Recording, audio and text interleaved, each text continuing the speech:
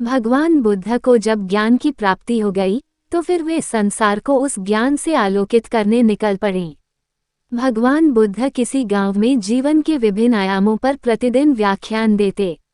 उनके प्रवचनों में जीवन का सार छिपा रहता। उनकी बातों को लोग बहुत ही गौर से सुनते थे। एक व्यक्ति बिना नागा किए उनके व्याख्यान सुनता। काफी समय बीत जाने के बाद भी उसने अपने अंदर कोई विशेष बदलाव नहीं पाया है।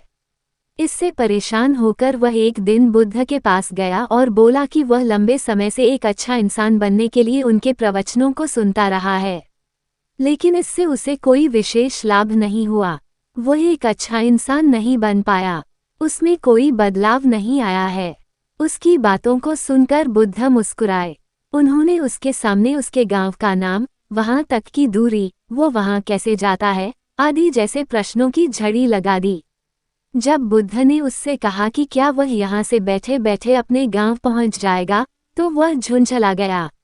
उसने कहा कि ऐसा तो बिल्कुल भी संभव नहीं, उसे वहां तक पहुंचने के लिए पैदल चलकर जाना ही होगा। इस पर भगवान बुद्ध ने कहा कि अब आपको अपने प्रश्न का उत्तर मिल गया होगा।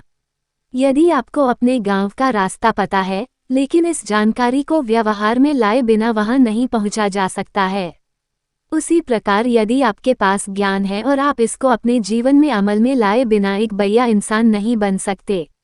ज्ञान को अपने व्यवहार में लाना आवश्यक है। इसके लिए आपको दृढ़ निश्चय के साथ निरंतर प्रयास करना होगा।